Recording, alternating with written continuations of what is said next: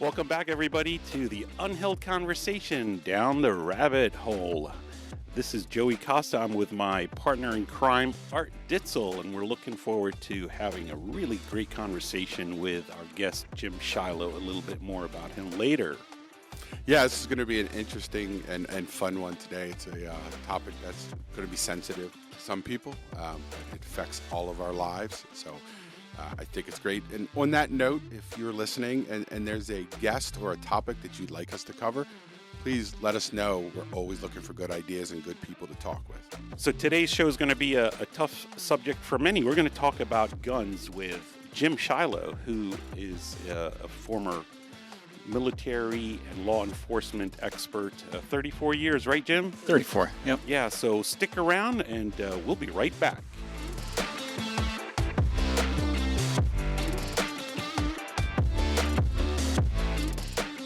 All right, guys, welcome back. So as Joey said, we're going to talk not so much just about guns, but about gun law, gun use, and all of that goes around it. So, from Columbine High School in '99 until our last incident, which was in Georgia. Was that the last? It was in Georgia, yeah. Georgia, right? On I don't know, maybe a week or so ago, there's been 418 school shootings. Wow. So that's from 99 to now. Mm. Additionally, 385 mass shootings across the U.S. just this year. Some research I did shows an average of 600 mass shootings a year for the last few years. So, Jim, I guess I want to start off my first question, and I think it's the easiest and biggest one. In your opinion, and what you've seen, or what we're seeing, is it a gun issue or is it a people issue? So isn't that the question? It's always right? the question. It is the question. And so from my personal perspective, I think it's a person problem rather than a gun problem. I know about the Second Amendment rights. I think there does need to be some guardrails with that when it comes to mental health and things like that. But I think accountability is what needs to be ramped up. Right. Like, as I look back at the last several shootings, the people it doesn't look like me and you out there doing this. These people don't look normal. You could look at them visibly and tell there's something askew on them. Yeah, and it's been a while since I looked at the data, but I think there's usually a history. Like even this last one in Georgia. I mean, they knew about this young man last year. But the FBI questioned him last year and his Right. father, right? Right.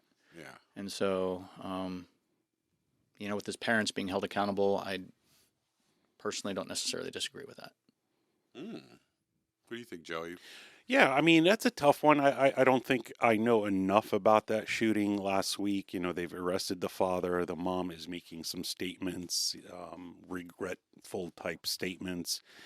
And, yes, I do believe that, especially if you're 18 or below 18, the parents should have some level of culpability and responsibility, no doubt. But what do you do in a situation where, let's say, parents do have permits and licenses to own a gun or more than one gun, and somehow a young man, their son, finds a way to access the gun? Are they still culpable? I mean, at some point in time, just in the same way parents can't monitor their kids when they go out Friday night, right? Like, there are just some things they can't do. And what's interesting and ironic is, there's one segment of our society that's trying to strip control of our children from the parents, and the other side of it simultaneously is saying, oh, your kid did this, you're culpable. So which is it? Are we responsible for our kids or are we not? So it's such a duplicitous culture we live in. So there was a question in there. Right. So I think it goes back, insert myself into this situation, right? I have a child who has, whether they're below the age of 18 or over the age of 18, but they're living in my house. Even if they're over the age of 18, I have a responsibility for those weapons that I own. Mm. And if I know someone within my household, even over the age of 18, has some mental health concerns or issues, it is my responsibility to make sure those weapons are properly secured. Mm. If I've done all of my due diligence to make sure that those weapons are secure and that person still gets those weapons, well, I've done everything that I know to do in order to help keep that safe. So you might not have criminal liability, but you might have civil liability, like a parent might sue you for the death of their child because of that. I, but if I've done my due, you can always get sued. In today's That's true. day and age, I mean, we could get sued over this conversation because it's going to offend someone. Right? It's Art's fault. It is. And Art will be the one who offends someone at some point. Don't worry. And so I just think, are we doing our due diligence? Yeah. And that's what it really comes down to. And if you have not, then you're going to be culpable to some degree, whether it's criminally or civilly. So what is due diligence? I have maybe, possibly, allegedly guns in my house. What's due diligence to have that gun or guns? In your Well, the due diligence is making sure that you have control over that weapon mm-hmm. to whatever degree that might be. If it's just you and your wife that's living in that household, and we have a reasonable expectation that our house is going to be secure, so you should be okay. I have kids running around my house, so I'm not leaving my handgun in a drawer next to my bed. Everything is locked up Mm-hmm. the way that it's supposed to be. So that's due diligence. Mm-hmm. If I'm negligent and I'm leaving a weapon laying around and my child gets a hold of that weapon, I am responsible for what that child does with that weapon. Yeah, I struggle a little bit as I think about it. Again, like the reason to have a weapon is for protection of your house. I'm pretty quick, but I can only get to my safe, unlock my gun, take the trigger lock off, stick around it, and fire it so fast, right? So it's sort of like not having one at that point. So part of me says no, like keep it near you, keep it loaded, and allegedly there's a safe word that runs around some houses, and if you hear that word, you hit the ground because bullets are coming through the walls at that point. So, like, is that due diligence or is that? So I look at, so do you have kids in your house? Yeah. Okay. How old? 13, 15, 17. All right. So I would say that the safety of our children take precedence over the control of that weapon and the availability of that weapon. My children's safety and well-being over and above even the decisions that I think they might make or might not make takes precedence. And so I'm going to keep those weapons locked up, even if it means sacrificing my ability to protect my house. Do my children know about the weapons? Sure, they do. They don't understand the full function of them yet. They're 8. And so when they show me a sense of responsibility, true sense of responsibility, then they'll learn more. They'll take that next step. They know not to touch them. They know if they see a weapon out and about, not to touch it, not to pick it up. You go find that trusted adult. So I put my children's well-being above the ability to protect my house. Right. So would you look at a home intruder as a person who's also affecting your children's well-being? Absolutely. Right. There's more than one way to hurt a person. Right. Well, I don't need a weapon. Well, not from my bed without getting up. Like, Oh, I'm going to get up. I want to go back to bed. We'll deal with the body tomorrow. I need to sleep. So, guns are a hot topic item, especially around election cycles or after a mass shooting, unfortunately. Where do you see the line, especially as it relates to the Second Amendment? And I'm going to read the Second Amendment for our listeners, just so we're all on the same page. So this is part of the Bill of Rights, and it was ratified in 1791. It says, "A well-regulated militia, comma, being necessary to the security of a free state, comma, the right of the people to keep and bear arms, comma, shall not be infringed." And there was a while in various states as they adopted and ratified this actually had different, where the comma is a little different, and it enables them to interpret the Second Amendment differently. I was not aware of that until recently. And so, the right to bear arms, and the Supreme Court has time and again protected the Second Amendment.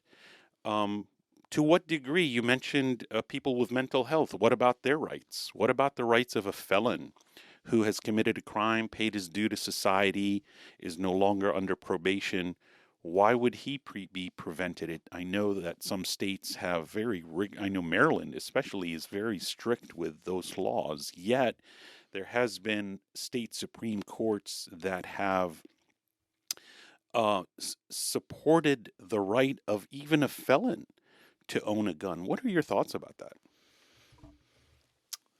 So there's a phrase out there and I can't remember it verbatim, but it's, what do I have the ability to control and what don't I have the ability to control? And those situations I have the ability to control, those are the ones I'm going to be focusing about.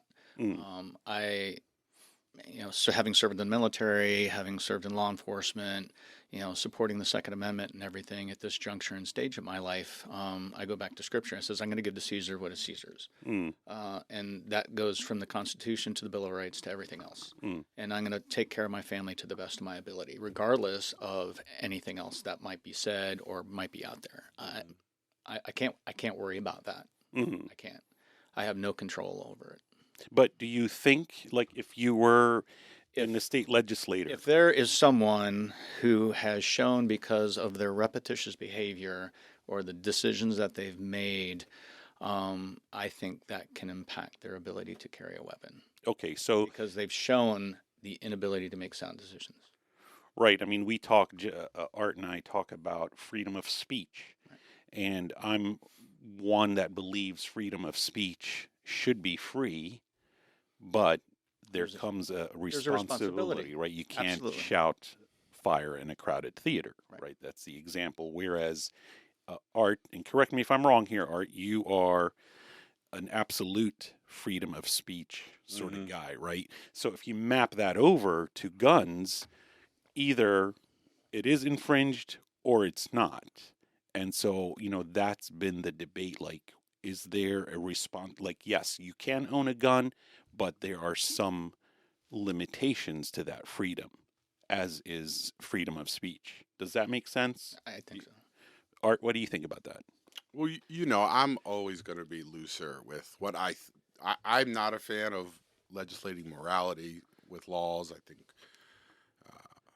it's a hard one because everyone's going to go to, so what, murder should be legal, right? And I'm just going to say on the free speech one, if some other laws were loosened up and enough people stood up in a crowded theater and yelled fire, and enough people got up and punched them in their face, that would stop happening pretty soon.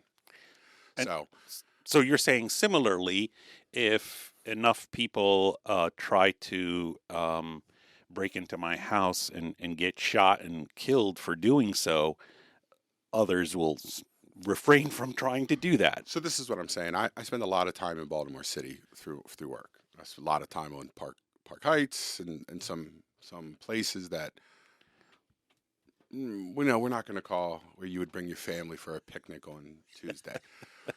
When I walk down the street, the bad guys are the only ones carrying guns. Mm. They don't even hide it. Like, you see them all the time. There's a law enforcement officer. You've seen some pretty brazen people. So as I'm walking down the street doing my business, sometimes I'm like, why am I the only one who doesn't have a gun? I'm the only person not packing on this entire block. So for me, I think if more of us walked around with, Desert Eagles on our side, there'd be a whole lot less gun violence because I think power deters, not weakness. Yeah, do you agree with that? I don't disagree. Yeah, no, I get you, and I'm actually line up with you on this one, Art.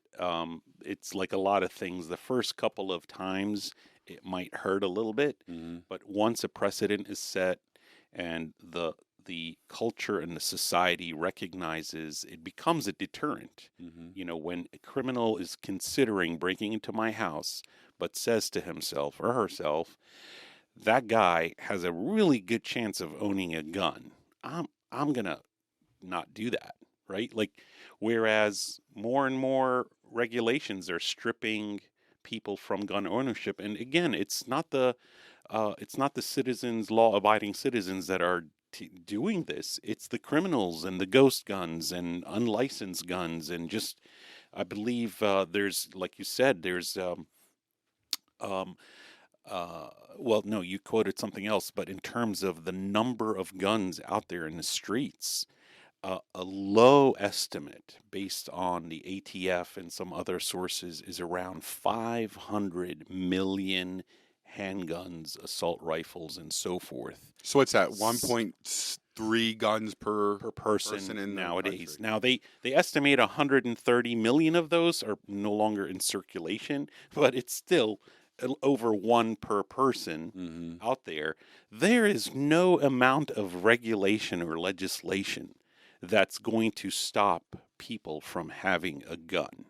It's, in my opinion, is let's enforce what's on the books. Let law-abiding citizens purchase guns and own them. Um, but that's my angle on it, and I'm sure I'm talking, preaching to the choir, right? Yeah, I'm all about I have the right to carry, Yeah. right? So I'm still pretty fresh after retirement, and so after carrying a sidearm for 34 years, I'm enjoying not, Mm. just because there's the ability to relax a little bit. Mm. And at my age, I've been enjoying relaxing. My due diligence and paying attention to what's going on around me has not diminished.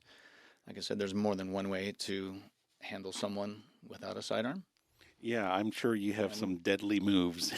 but and that's not bragging. It's just the No, truth. I believe you. Yeah. And so that's one day I'll start carrying again. I'm sure. Yeah, I mean, there is.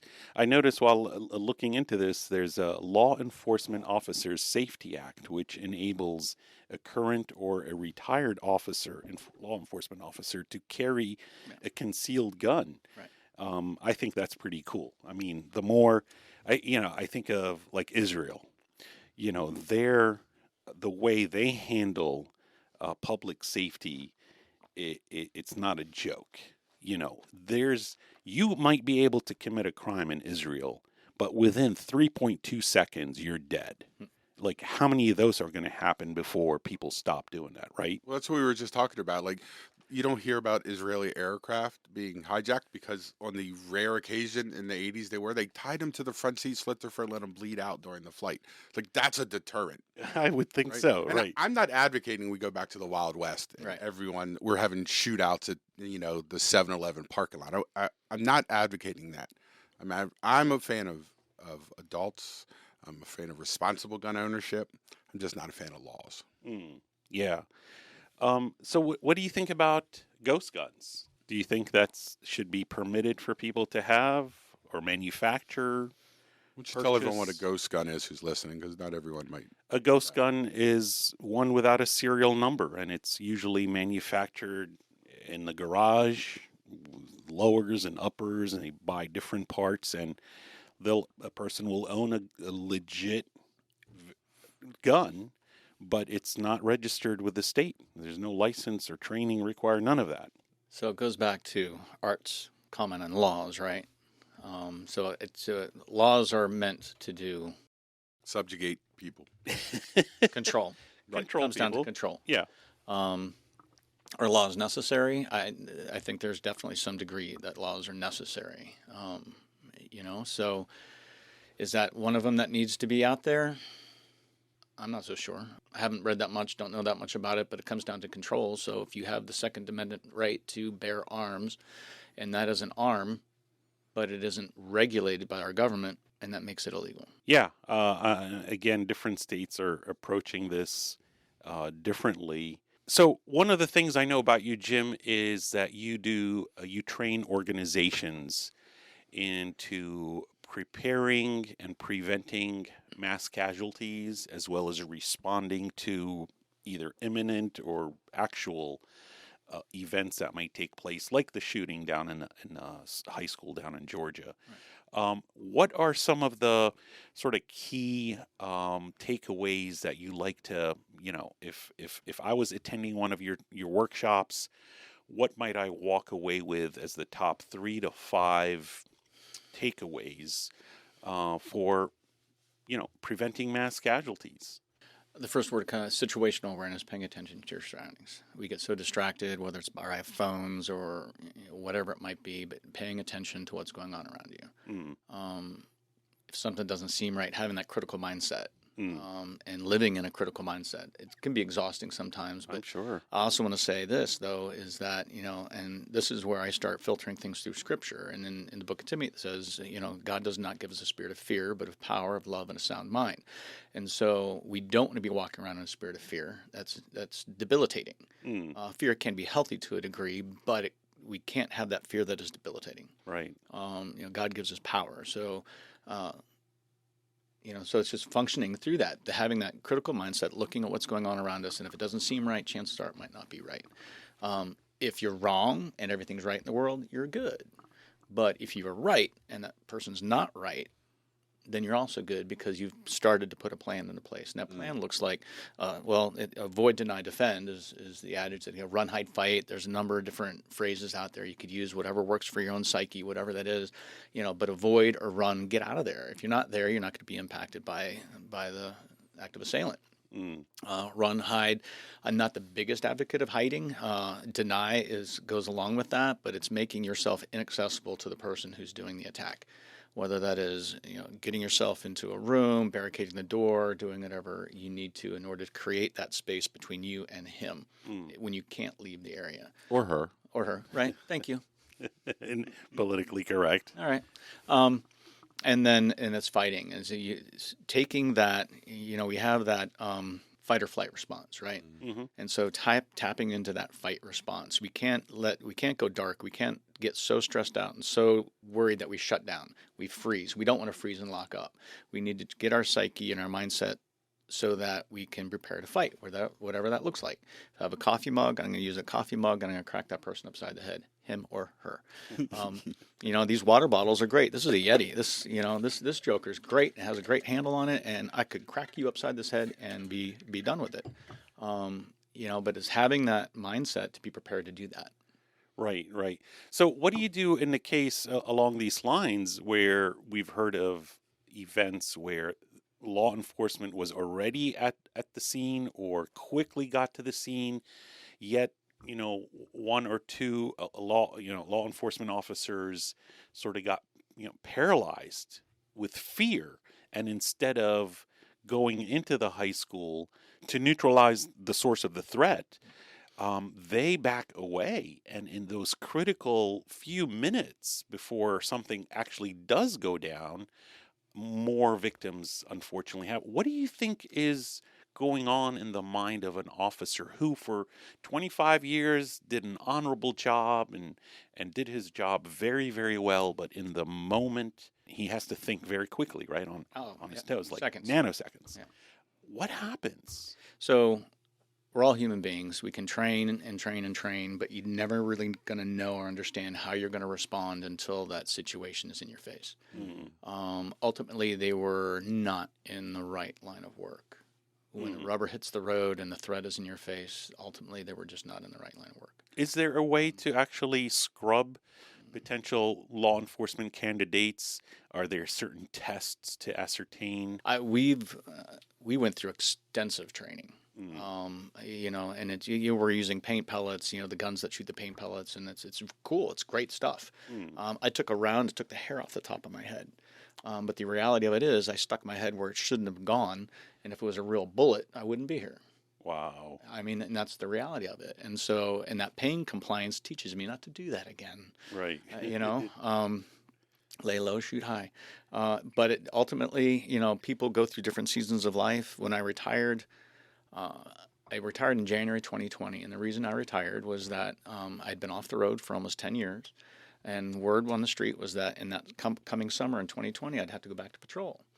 Well, I was an officer friendly. I was a hugger. I was a bridge builder. I built relationships between our community and our police department. And I was, by the grace of God, was able to identify some officer safety issues that were pretty concerning. Not seeing things that I probably should be seeing as a police officer. So when the word hit that we were going to go back to the street, I'd have to go back to FTO training. I don't know any of the computer work. We're not handwriting reports anymore. Everything's computerized. I'd have to go through everything. Right. After 29 years, I didn't want to do that anymore. Yeah. So I Thanks, retired but and no punched thanks. out. Yeah. And that was the right decision for me. And that's when you went into consulting and training and all of that? I did that in the police department mostly. Oh, okay. Another question that's on my mind is, it's interesting, you mentioned a few verses from Scripture. and we here as men of faith, I really struggle with my faith and the law and the freedoms and whatever, because Jesus himself said, "Love your enemy." Okay, how do I love my enemy who's intruding into my house, threatening my family, and I have a gun in my hand? What does that look like to love him? Well, in that situation, you're talking about your family, and the love of my family is greater than the love I have for this individual breaking in that wants to do us harm. So I would lovingly put him out of his misery. I just look at Dietrich Bonhoeffer. He was a pacifist. Right. But what did he help in the midst of trying to do? He was looking to assassinate Hitler, right? Yeah, and so I've done a little digging, and I would encourage everyone as an individual to do their own digging. And what does this look like? I don't think we're meant to be welcome mats. Right. So let me put a little curveball on that. What if your family isn't in the house and it's just you? And there's an intruder. Now it's his life versus yours. Consider the interest of the other ahead of your own. So that's about the worst No, I'm use of scripture I've ever heard. I'm sure it's a completely misused phrase. I was just trying to be funny, but Right. in that moment, now you no longer have that obligation to protect your kids. Now it's just you. Are you willing to take? Am I the only one at home? My You're kids aren't coming home, only one. or are they just out shopping? They're not home. However you want to put it. If they're out shopping, I'm still going to protect my house. Because Okay. this is the home of my family, and it's sacred.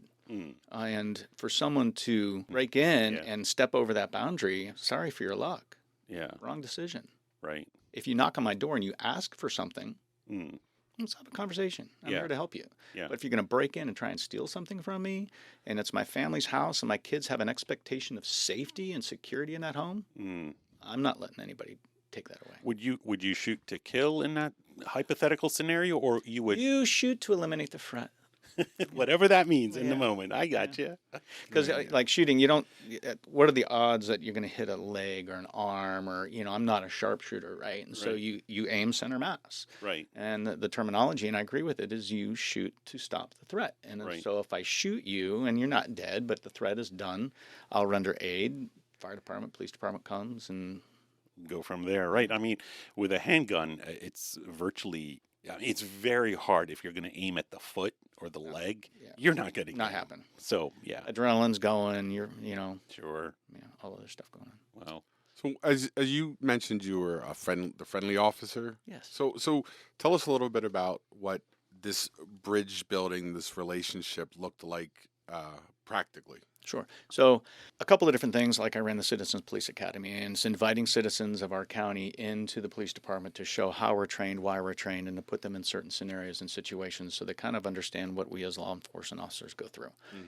There's a psychology behind it, and you don't know what you don't know until you do know and have that experience. You have to walk a mile in someone's shoes to fully understand what's going on. So that safety and security surveys, walking around and meeting somebody at their home, looking at different aspects of how to make your home safe.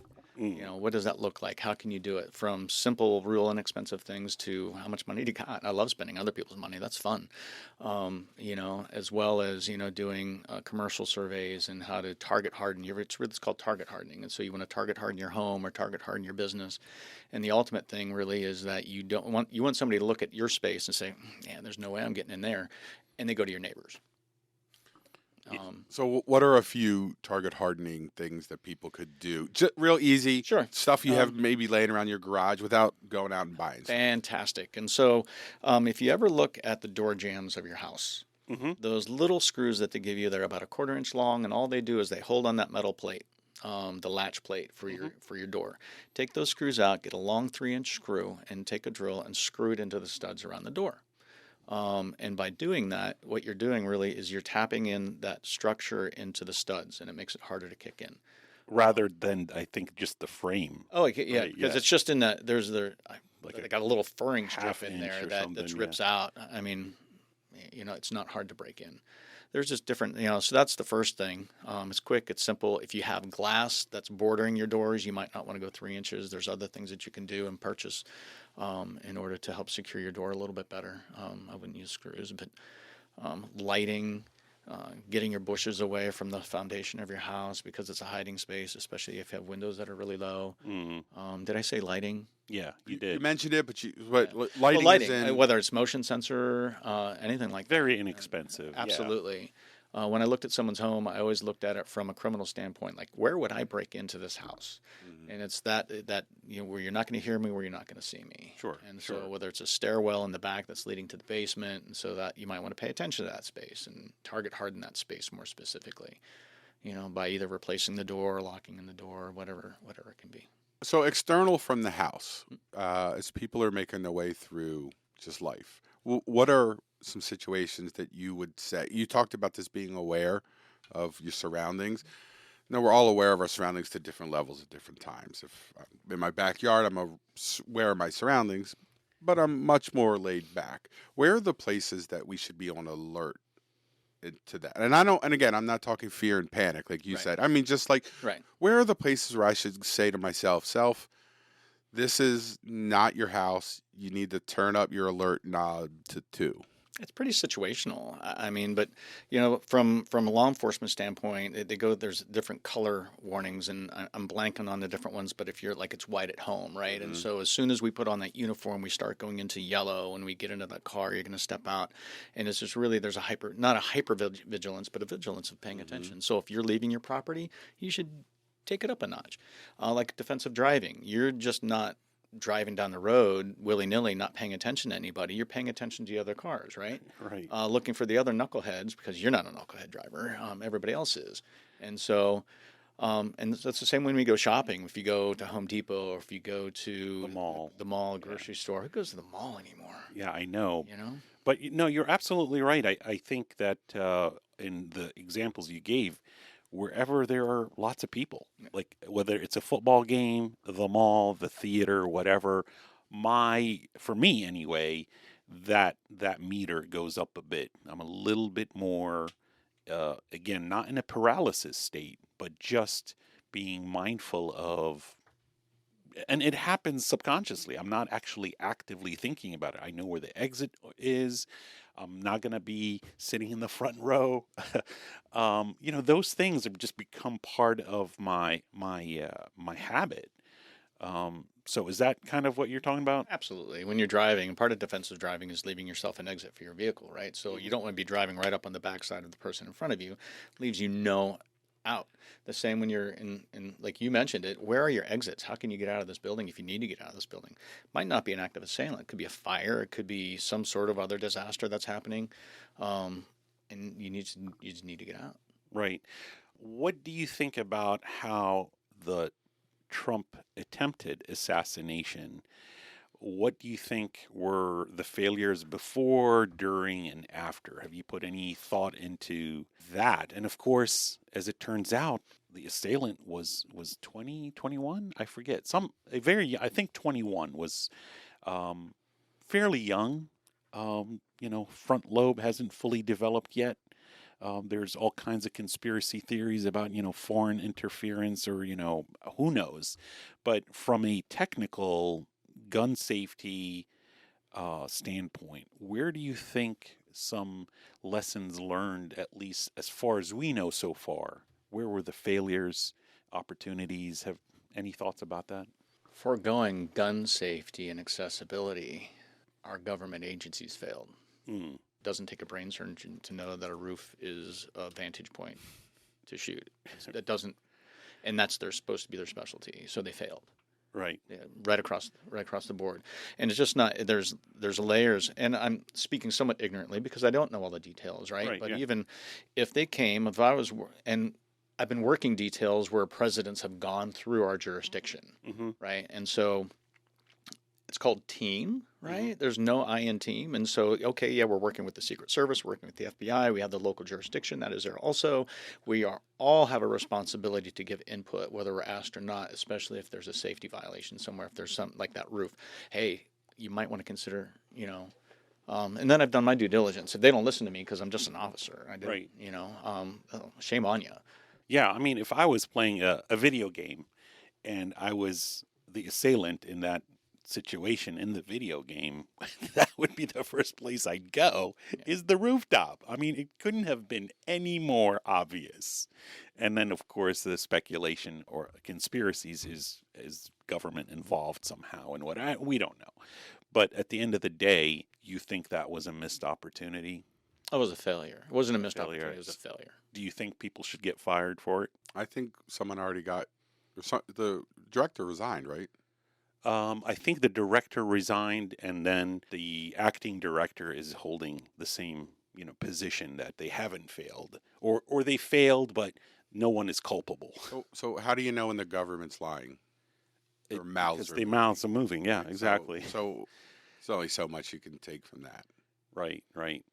Wow. All right. So speaking of video games, that's been alleged to be a major reason why young men seem to, Why just men? well, it could Yeah, be why just men?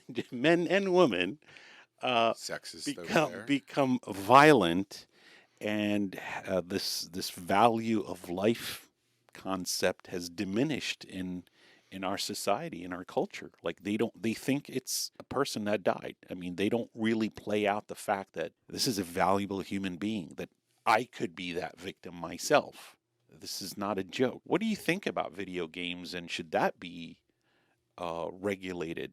We have a basic idea of these children that are doing these assaults on other people and their lifestyles, but what are the number of kids and children out there that are doing the same video games that don't do what these other kids do? There's so many layers to this problem that you can't blame one thing. You can't blame one thing. There's layers and a failure in our society that is really to blame.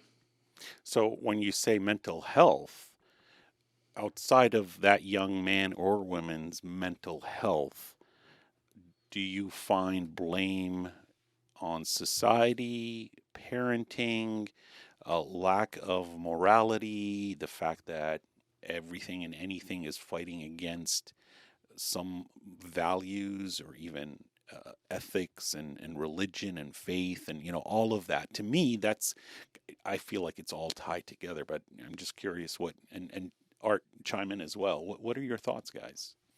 Yes. Yes, it's all. I go yes too. Okay, all right. Well, that was easy. It's unraveling right before our very eyes. And to your point, Art, you don't think it's a gun problem, it's a people problem. I've been around guns a long time, 50, 40 some odd years. I have yet to see a gun load itself, take aim, and shoot somebody. Right. Right? I have seen people hurt people with various numbers, from words to bullets. So for me, it's a people problem, Yeah, not a gun problem. and there's been even a growing number of incidents and mass casualties from like stabbings, or a car plowing through, some parade or whatever. Like, there are many different ways you can commit these crimes. Well, I'm pretty sure we're coming up on a day where airplanes were used to cosplay. Like, That is true, yeah. Where do we? Okay, you can't own a gun now. You can't own a car because you Or can a run knife. that in. Now you can't have a knife because you might. Like, where do we stop telling people how to be people? Yeah, no, I totally agree. I mean, I think, and this idea of going back in time to the values we embraced back in the I'm just picking a number, the 50s or the 30s. I'm not saying that era didn't have its flaws and shameful things, but it also held on to very good values, and those are being eroded as we speak. I think we're for sure watching the deterioration of society. But as Jim has, brought it back to a couple times, there's two ways to view the world, right? You can view it through the worldly lens, which is what's fair, what's right, what do I deserve? Or you can view it through the spiritual lens, which is what does God expect of me? Which is, so when I say I'm not an advocate of fans and laws, I'm doing it under the assumption that we're all living under God's laws, which would pretty much make the rest of the laws null and void. Like, we don't really need gun laws because if we harm no one, we don't need a law about it, We don't need guns, technically. right? So we end up, in this weird situation where, in an ideal world, no one hurts anyone, but we know sin has been introduced. And then, the hypocrisy of the whole thing, in my opinion, is that people who are saying that the average person shouldn't have guns, the politicians, the actors, the musicians, they all have a posse of people around them carrying guns. Like, come on, like, this is ridiculous.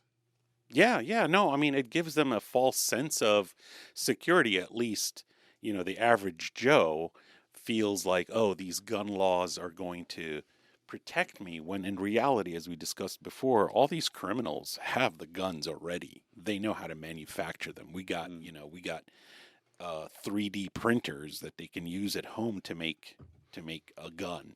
So, yeah, I think we're going about this the wrong way, and I think we're at this point in history where we need to make some hard decisions about guns.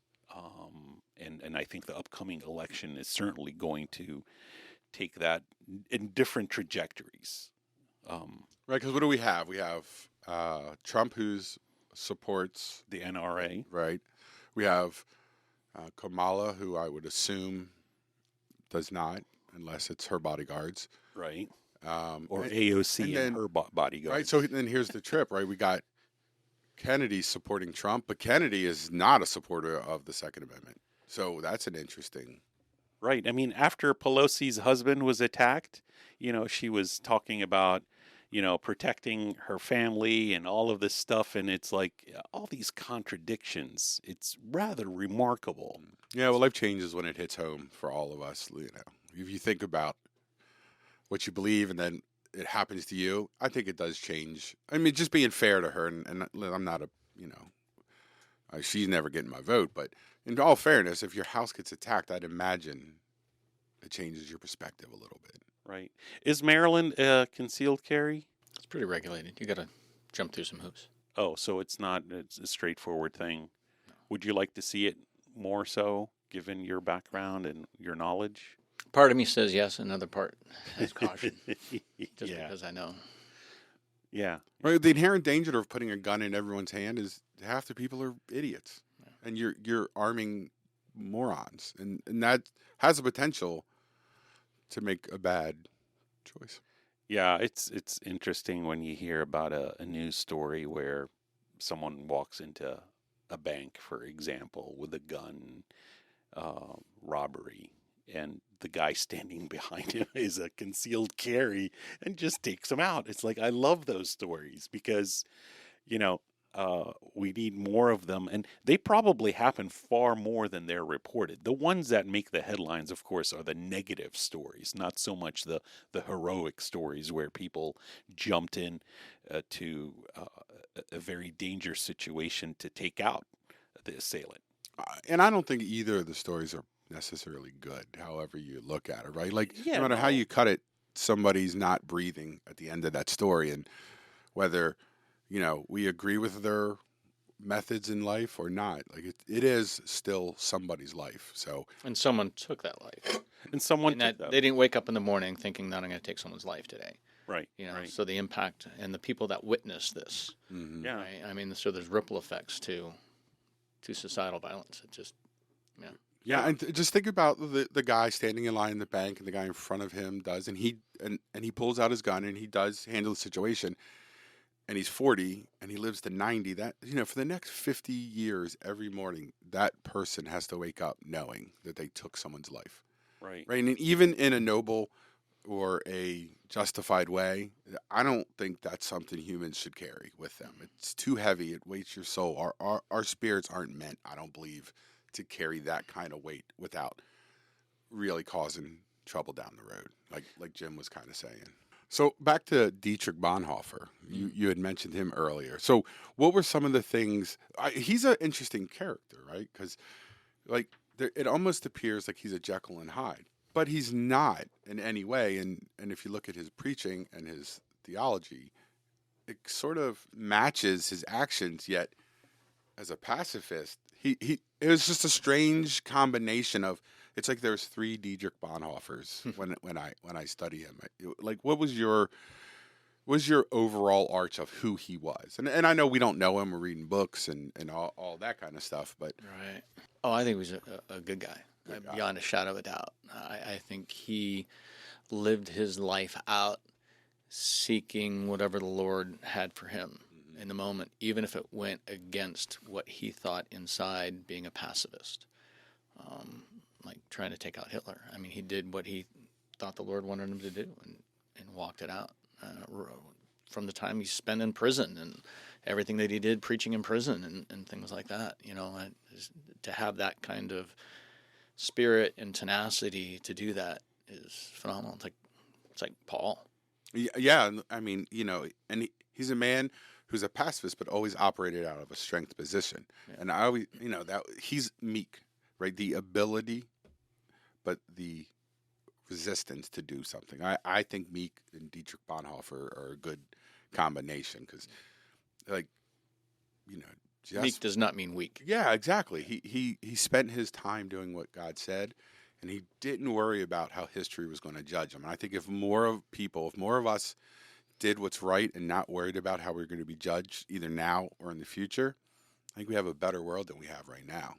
Yeah, no, obviously, if our conscience is clear before God and before man, especially before God, we shouldn't really worry about what people think. I mean, that's becoming more and more sort of God, I feel like, is trying to drill that down into me is, I came from a culture and growing up to care very much about what people thought and not to poo-poo that altogether, right? We know, again, from our faith that we should consider the interest of others before ourselves, but that's not an absolute remark, right? That's I consider doesn't necessarily mean agree, right? So, really learning to care less about what people think and really care more about what God thinks. Now, if those people are lovers of God, then we're going to, agree.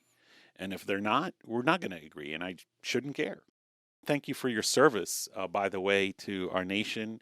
How long were you in the military? I spent 4 years. 4 years and 34, 29. 29 in law So enforcement. almost 34 years. All with the same jurisdiction? Yeah, You earned the roundup. thanks. You earned that. And I'm a Marine, so I need simple math. That's well.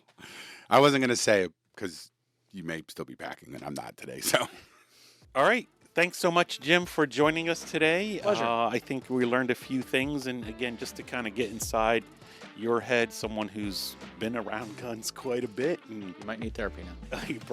I always need therapy with or without guns. But thanks again for joining us. And Thanks for having me. if you are listening and you like what you hear, please follow, subscribe, comment, give us some of your ideas of who you'd like to hear join us as a guest. And so with that, this is Joey.